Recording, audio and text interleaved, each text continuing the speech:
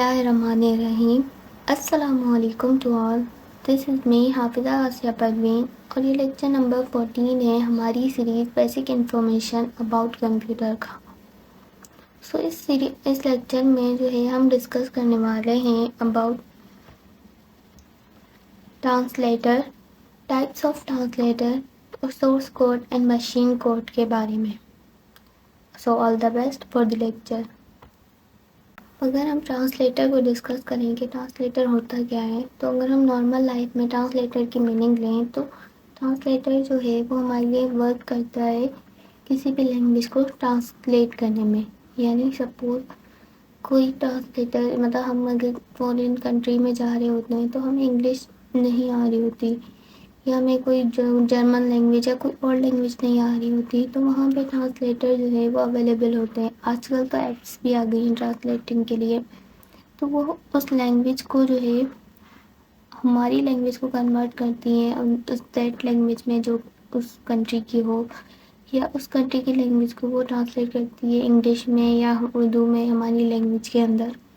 सो इस ट्रांसलेटिंग को, इस प्रोसेस को हम जो वर्क करवाने वाली एप्लीकेशन या कोई पर्सन होगा उसको हम ट्रांसलेटर कह रहे होते हैं।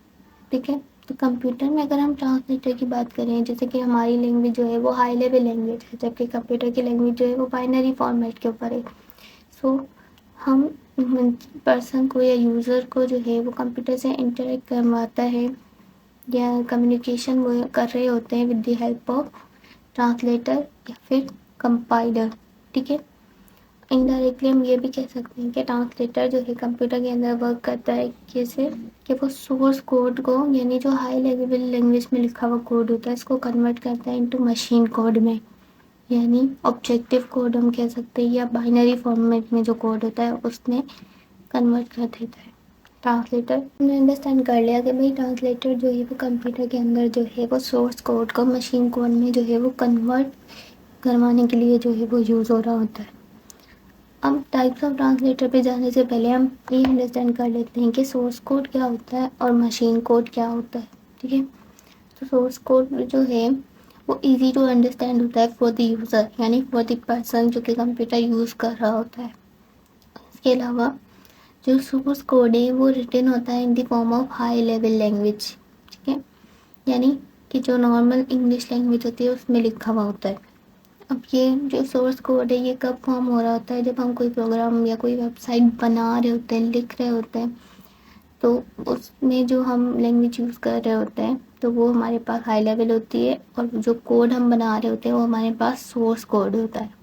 ठीक है, हमारे पास एग्जांपल है कि हमने कोई कोड बनाया है जिसमें हम चाह रहे हैं कि प्रिंट हो हेलो वर्ल्ड स्क्रीन पे। ठीक है, जो हमारे पास जो हम लिख रहे हैं हेलो वर्ल्ड जो कोड है वो हमारे पास क्या है, हाई लेवल लैंग्वेज में है, और इस कोड को हम सोर्स कोड भी कह सकते हैं। ठीक है, अब ये जो एक कंपाइलर या हमारे पास ट्रांसलेटर जो है इसको कन्वर्ट करेगा बाइनरी फॉर्मेट में।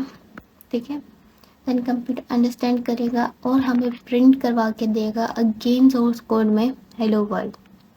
अनदर एग्जांपल है हमारे पास कि हम यूज़र से आस्क कर रहे हैं उसका नेम, तो हम उसमें नेम लेंगे इनपुट कि भाई आपका नाम क्या है।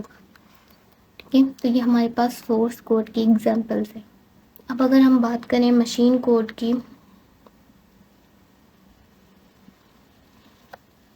तो मशीन कोड जो है वो अपोजिट है सोर्स कोड के। ठीक है, मशीन कोड को हम ऑब्जेक्टिव कोड भी कह रहे होते हैं, जो कि इजी टू अंडरस्टैंड होता है फॉर द कंप्यूटर। अब जो हम अब ये जो हमारे पास ऑब्जेक्टिव कोड है ये रिटन होता है लो लेवल लैंग्वेज में, यानी बाइनरी फॉर्मेट में। अब एग्जांपल भी आप देख सकते हो, ये 10101 में जो है ना ये लिखा हुआ होता है, और ये फॉर्म हो रहा होता है ड्यूरिंग जब प्रोग्राम रन करवा रहे होते हैं हम, यानी प्रोग्राम जो है पहले हम फॉर्म करते हैं सोर्स कोड में, देन उसको रन करवाते हैं कंप्यूटर के अंदर ऑब्जेक्टिव कोड में, एंड देन जब हमें रन होके अगेन वापस मिलता है in the form of source code. ठीक है, अब जो है हमें सोर्स कोड और मशीन कोड भी क्लियर हो गया है, तो अब हम टाइप्स ऑफ ट्रांसलेटर को जो है ना इजीली अंडरस्टैंड कर लेंगे। तो ट्रांसलेटर की वैसे तो बहुत सारी टाइप्स होती हैं, बट जो मोस्ट कॉमनली जो हमारे पास यूज़ हो रही होती हैं वो ये तीन होती हैं, कंपाइलर, इंटरप्रेटर और असेंबलर। ठीक है, अब कंपाइलर, अब हम इनको डिस्कस करते हैं आगे वन बाय वन।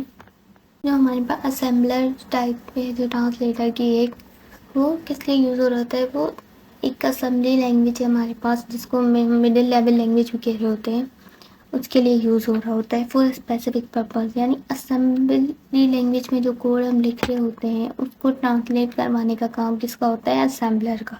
ठीक है, अब असेंबलर की भी दो टाइप्स होती हैं। ठीक है, एक होता है सिंगल पास असेंबलर, यानी ये वो ट्रांसलेटर होता है जो कोड को जो है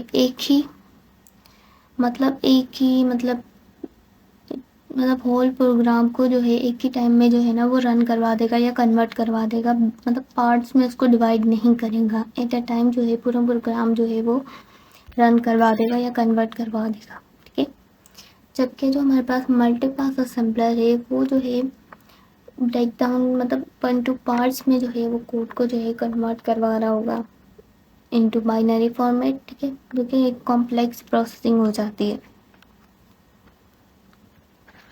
अब जो नेक्स्ट टाइप है हमारे पास कंपाइलर। ठीक है, अब कंपाइलर जो है वो क्या करता है, सोर्स कोड को जो कि हमारे पास हाई लेवल लैंग्वेज में लिखा हुआ होता है उसको मशीन कोड में जो है वो कन्वर्ट करवाता है।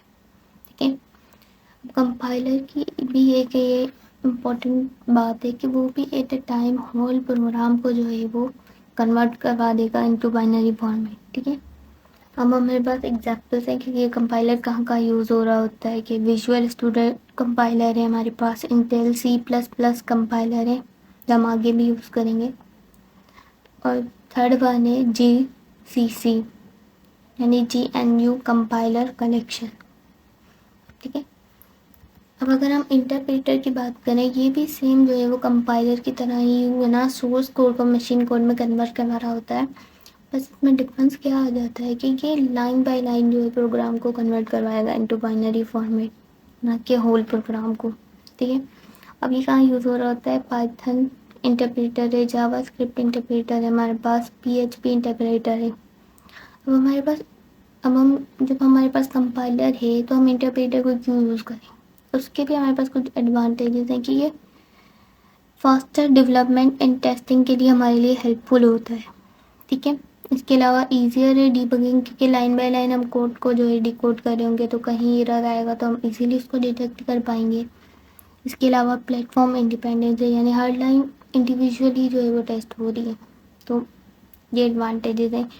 जबकि एक डिसएडवांटेज है हमारे पास कि ये स्लो और एग्जीक्यूशन है कंपेयर टू कंपाइल्ड कोड, यानी एक कंपाइलर जो है वो पूरे प्रोग्राम को जल्दी से वो हमें जो है मशीन कोड में रन करवा के दे देगा, है ना। जबकि इसमें लाइन बाय लाइन होगा तो वो टाइम भी टेकन होगा, तो बस इसका ये एक डिसएडवांटेज है हमारे पास। So thank you for listening my lecture.